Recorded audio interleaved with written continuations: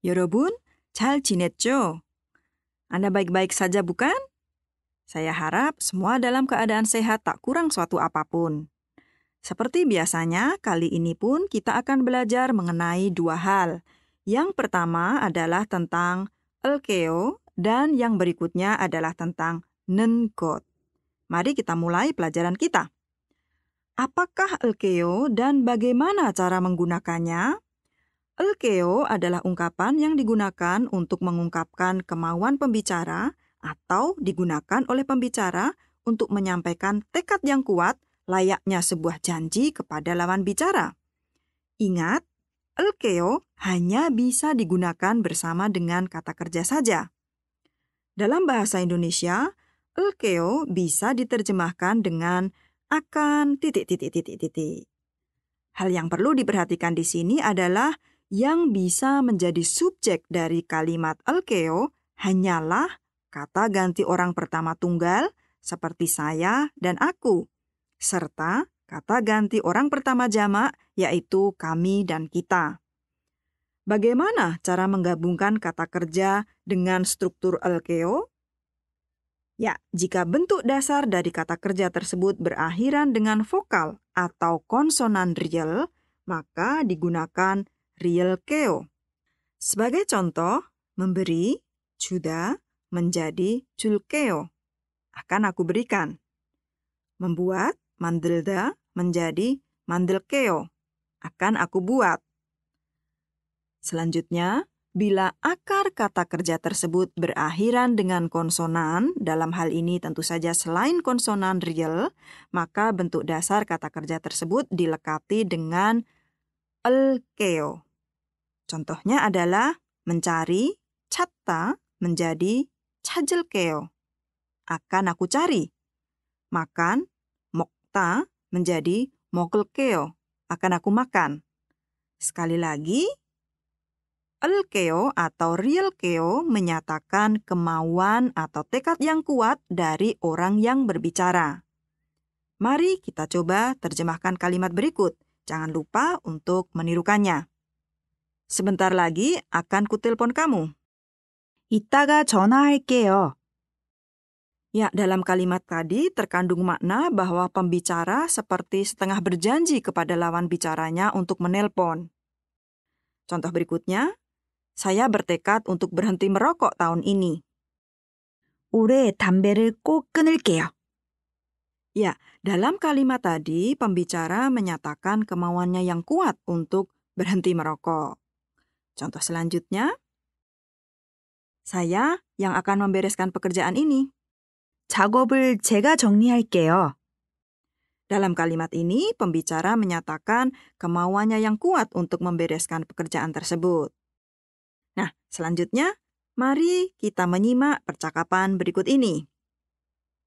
내일은 지각하지 마세요. 네, 늦지 않고 일찍 올게요. Apa yang disampaikan oleh pembicara pertama kepada lawan bicaranya? Ya, dia melarang lawan bicara datang terlambat besok. Kemudian lawan bicara menyatakan tekadnya yang kuat untuk tidak datang terlambat besok. Sebaliknya, dia akan datang lebih awal. Silahkan ulangi percakapan tadi. 내일은 지각하지 마세요. 네, 늦지 않고 일찍 올게요.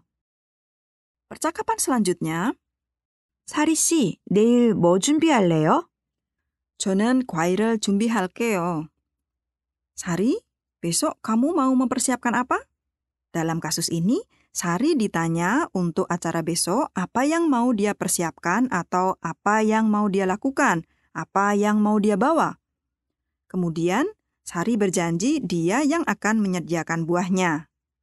Ya, dalam kasus ini mungkin Sari dan teman-temannya akan mengadakan acara makan-makan bersama. Coba tirukanlah percakapan tadi. 사리 씨, 내일 뭐 준비할래요? 저는 과일을 준비할게요. percakapan ketiga. 사진을 찍어줄래요? 좋아요, 제가 찍어줄게요. Bisa minta tolong fotokan? Baik, saya fotokan. Sama seperti sebelumnya, silahkan tirukan. 사진을 찍어줄래요? 좋아요. 제가 찍어줄게요. Ikutilah percakapan berikut ini. 누가 청소할 거예요? 제가 할게요. Pembicara pertama bertanya siapa yang akan menyapu, dan kemudian lawan bicaranya menjawab bahwa dialah yang akan menyapu. Lawan bicara seakan-akan berjanji bahwa dialah yang akan menyapu. Ikutilah. 누가 청소할 거예요? 제가 할게요. Dan percakapan yang terakhir, 내일까지 이 일을 다 끝내세요. 네, 내일까지 끝낼게요.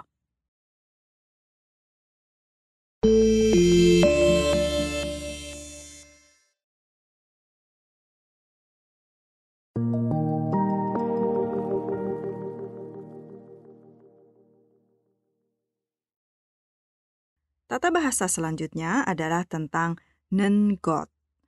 Nengot digunakan bersama dengan kata kerja, berfungsi untuk mengubah kata kerja menjadi kata benda. Setelah diubah menjadi nengot, kata kerja tersebut menjadi bisa berperan sebagai subjek atau objek dalam kalimat layaknya sebuah kata benda. Dalam bahasa Indonesia tidak ada bentuk yang bisa disepadankan dengan nengot. Hal ini dikarenakan seringkali kita jumpai kata kerja dan juga kata benda dalam bahasa Indonesia yang memiliki bentuk yang sama, seperti yang kita lihat dalam contoh berikut. 1. Saya menyetrika baju. 2. Menyetrika baju sangat sulit. Meskipun sama-sama menyetrika baju dalam kalimat pertama atau 1 dan kalimat 2 berbeda. Pada kalimat 1, saya menyetrika baju, kata menyetrika merupakan kata kerja dan berfungsi sebagai predikat. Sedangkan menyetrika dalam kalimat menyetrika baju sangat sulit berupa kata benda dan berfungsi sebagai subjek. Oleh karena itu, penerjemahan dalam bahasa Koreanya pun menjadi berbeda. Menyetrika pada kalimat kedua harus menggunakan bentuk nengot. Ya, menyetrika pada kalimat pertama diterjemahkan menjadi 옷을 다려요. Pada kalimat kedua menjadi 옷을 다리는 것. Hal menyetrika baju. Secara lengkap, kalimat 1, saya menyetrika baju menjadi 저는 옷을 다려요. Dan menyetrika baju sangat sulit dalam kalimat kedua menjadi 옷을 다리는 것이 어려워요. Mari kita belajar menerjemahkan. Setelah itu, jangan lupa menirukan apa yang diucapkan oleh rekan native speaker kita. Saya tidak suka memasak. 저는 요리하는 것을 싫어해요. Saya suka berolahraga.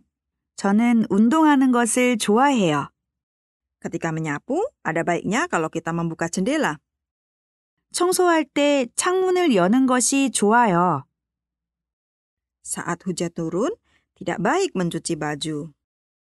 비가 올 때 빨래를 하는 것이 안 좋아요.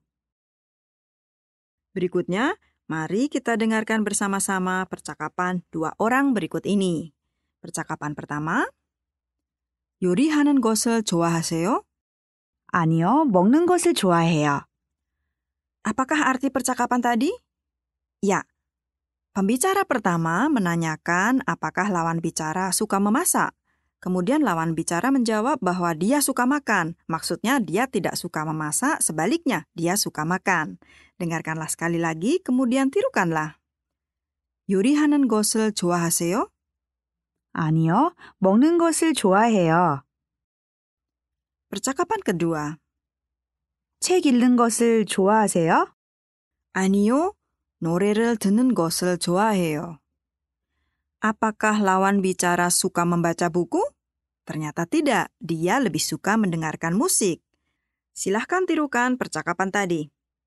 책 읽는 것을 좋아하세요? 아니요, 노래를 듣는 것을 좋아해요. Tirukanlah percakapan terakhir ini. 뭐 하는 것을 싫어하세요? 청소하는 것을 싫어해요.